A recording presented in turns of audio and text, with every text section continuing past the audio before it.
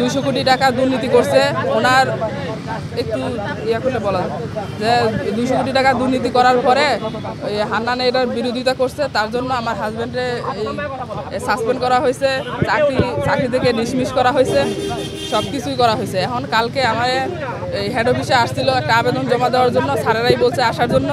এখন আসার পর থেকে ও আবার বাসায় যাওয়ার জন্য রওনা হয়েছিল, সে বাসায় যায় নাই। আমি ফোনে ওরে পাচ্ছি না। তারপরে 11টার দিকে ওর নাম্বার থেকে একটা ফোন আসছে, আসার পরে বললো যে আমার ডিবিতে নিয়ে আসছে, তুমি কালকে এসে আমাকে নিয়ে যাও। ঝামেলা ওই যে 200 কোটি টাকা দুর্নীতি করছে সেটা আমার হাজব্যান্ড বলছে, বলার কারণে আজকে বলছে এবং প্রতিবাদ করছে। হ্যাঁ কালকে, হ্যাঁ কালকে রাত্রে, হ্যাঁ এইখানে ঢুকছি। রিসেপশনে ঢুকার পরে উনি বলছে যে এখানে কারো আনা হয় নাই, 5 তারিখের পর থেকে ওদের কার্যক্রম বন্ধ আছে, ওরা নাকি এখানে আনে নাই। তাহলে আমার হাজব্যান্ডে কি উনি গুম করছে? আমি ওনার পদত্যাগ দাবি করছি, ঠিক আছে। এখন আমার হাজব্যান্ডে কিভাবে উনি আইনে দিবে সেটা উনি জানে। আমি এখন 2টা বাচ্চা নিয়ে সম্পূর্ণ দায়ভার ওনার। আমার হাজব্যান্ড ফোন দিছে 11টার দিকে, ফোন দিয়ে ও বলছে যে এই আমাকে ডিবিতে নিয়ে আসছে, তুমি আইসা কালকে আমাকে নিয়ে যাও। তারপরে আমার হাজব্যান্ডের মোবাইল বন্ধ, এখন ফোনে আমি ওরে পাচ্ছি না। এভাবে বলতেছি। এখন আমার হাজব্যান্ডে স্যারেরা ফোন দিছে, ফোন দিয়ে বলছে যে হান্নান তুমি আসো, তোমার সাসপেন্ড উইথড্র করা হবে, তুমি আসো একটা আবেদন জমা দাও। আমার হাজব্যান্ড বলছে যে না স্যার আমি যাব না, আমি দুর্নীতির বিরুদ্ধে কথা বলাতে আজকে আমার এই অবস্থা। তারপরে বলছে যে না আসো, সব কিছু সমাধান করে দিব, এই তুমি আসো। তারপর আমার হাজব্যান্ড গেছে, যাওয়ার পরে আমার হাজব্যান্ড ওইখানে ছিল, সন্ধ্যার পর ওইখান থেকে রওনা দিছে। তারপর আর ওটা ফোনে পাচ্ছি না। আর 11টার দিকে ওর নাম্বার থেকে যখন ফোন আসে, ও বলে এখানে আসতে, ওর নাম্বার থেকে ফোন আসে। তারপর এখানে আসে দেখি যে এখানে নাকি আনে নাই।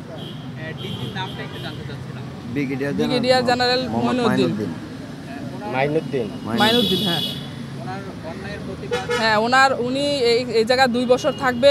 উনি 2 বছরের জায়গায় উনি 3 বছর থাকতেছে। উনি থাকার পরে উনি নিয়োগ বাণিজ্য করে, উনি দুর্নীতি করে, উনি এগুলা হান্নান বলাতে আজকে হান্নানরে উনি গুম করছে। হ্যাঁ আমি 100% নিশ্চিত। হেড অফিসে যাওয়ার পরে উনি আসার পথে উনি নিখোঁজ হয়েছে। ওনাকে ওনার বাইরের কোনো মামলা নাই, কোনো ঝামেলা নাই, তাহলে ওনার ভালো মানুষ ওনারা কে নিয়ে যাবে? ভাই আপনি তো আপুর ডিবিতে কোনো সন্ধান পান নাই, এখন কি করবেন? এখন সম্পূর্ণ দায়ভার ডিজি। এখন ডিজি স্যার ও হান্নানটা কীভাবে বের করে দিবে আমি জানি না। আমি 2টা বাচ্চা নিয়ে এখানে আসি, যতক্ষণ আমি বিচার না পাই আমি এখান থেকে যাব না। বিচার তো করলে আপনার থানায় মামলা কিংবা কোর্টে থানায় যাব, ডিজির নামে থানায় যাব, কোর্টে যাব, আমার যতটুকু যাওয়ার দরকার আমি যাব। কিন্তু আমি ডিজির পদত্যাগ দাবি করছি। উনি অনেক দুর্নীতিবাজ, ওনার এই দুর্নীতি বলার কারণেই আমার হাজব্যান্ড আজকে গুম হয়েছে।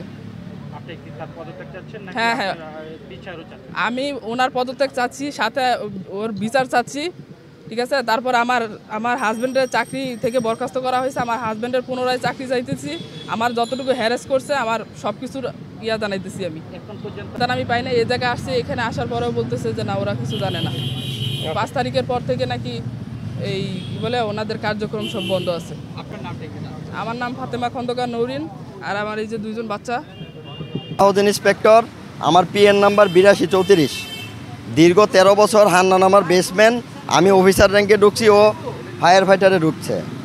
কিছুদিন যাবৎ আমরা ডিজি এই ফায়ারের ডিজি আসার পর তার ভাই 2 জন, একজন আনিস আর একজন সালাউদ্দিন, সারা বাংলাদেশে ঘুরে ঘুরে আপনার বদলি বাণিজ্য, টেন্ডার বাণিজ্য, স্টোরের মালামাল কিনা, তারপর হচ্ছে আপনার মানে যত দুর্নীতি আছে, যদি কেউ তাদের সিন্ডিকেটের কবলে টাকা পয়সা না দেয় তাকে বারবার বদলি করা হয়।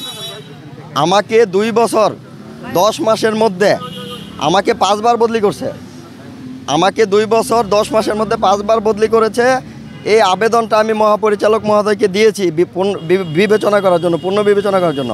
উনি বিবেচনা করে নাই। পরবর্তীতে আমি সেবা সুরক্ষা সচিব, সিনিয়র সচিবের বরাবর আমি দিয়েছি। উনি আমার পক্ষে রিকমেন্ড করেছে, 5 বার বদলি করেছে, এই জন্য উনি অন্যায় মনে করেছে, উনি রিকোয়েস্ট করেছে। ওনার রিকোয়েস্টও রাখেনি। আমি আদালতে মামলা করেছি, রিট করেছি যে আমাকে এত বারবার যদি বদলি করা আমি পরিবার নিয়ে চলি, এটা কেন? উনি রিটের শুনানিতে 3 দিন সময় দিয়েছে ওনাকে, উনি 15 দিনের সময় বাড়ায় নিছে, মামলা চলমান। এমত অবস্থায় গতকালকে উপদেষ্টা স্বরাষ্ট্র মন্ত্রণালয় এবং সেবা সুরক্ষা সচিব ফায়ার সার্ভিসের একটা ভিজিট ছিল। এই ভিজিটে হান্নান, আমি, আমাদের দুইজনের নেতৃত্বে এবং আরও লোক আছে, আমরা একটা শান্তিপূর্ণ ডিজির পদত্যাগ দাবি করার একটা পদক্ষেপ নিয়েছিলাম। আমাদের সাথে প্রায় অনেক লোক যোগদান করতেছিল। তখন আমাদেরকে ফায়ার সার্ভিস থেকে আশ্বস্ত করে যে আপনাদের সকল কিছু আপনারা এই করেন সেই করেন, আমরা করব, আমরা আপনাদের সকল কিছু দেখব, এরকম বলতে থাকলেও আমরা আন্দোলনের দিকে ধাবিত হই।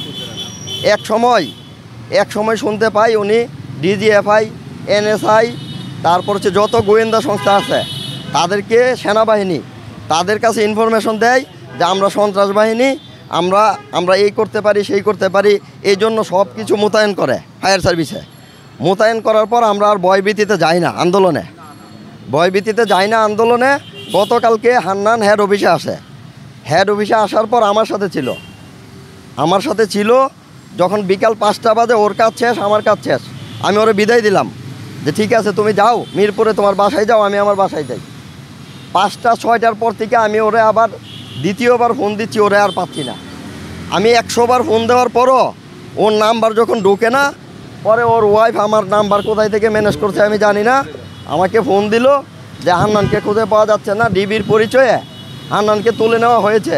কিন্তু ডিবি বলতেছে তাদের কোনো কার্যক্রম নাই, হান্নান এখানে নাই। তাহলে হান্নান কোথায়?